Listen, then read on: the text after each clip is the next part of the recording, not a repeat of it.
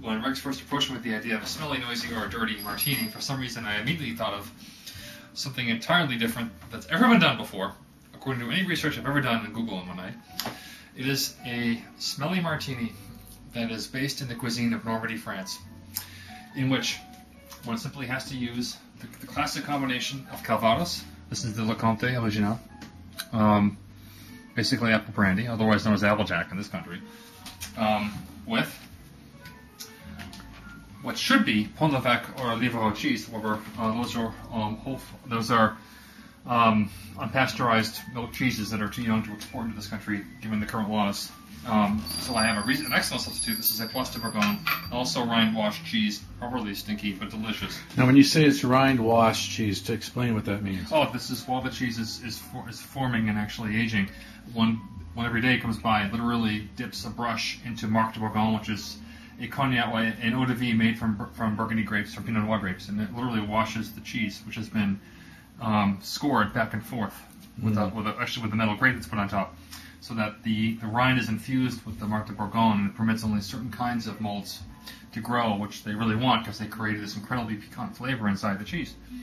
So while the smell is on the outside, it's not on the inside with the cheeses. Although the rind is delicious and part of the cheese experience. So, we're going to go with some ice. So once again, we're going to be rude.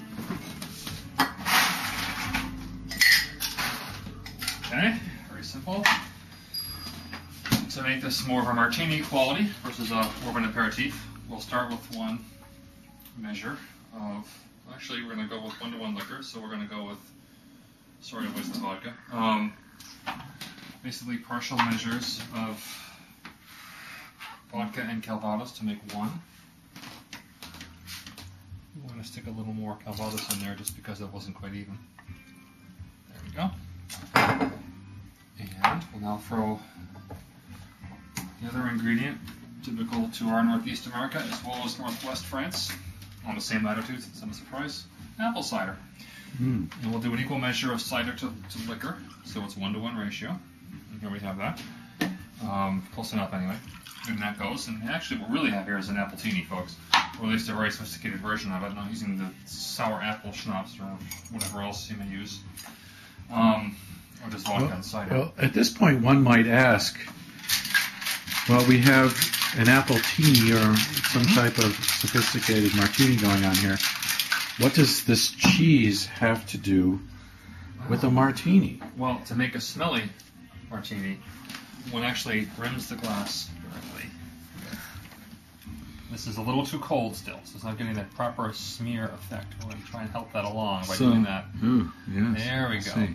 So what you're doing is you're smearing the smelly cheese. Smeared the smelly cheese. Literally creating the Calvados apple-inspired cheese combination, which is has been adored in Normandy, France for over 5 centuries, folks. Oh my gosh. And you're creating a truly culinary experience with this martini. It is, in fact, the Gourmand. Cheers. Le Gourmand.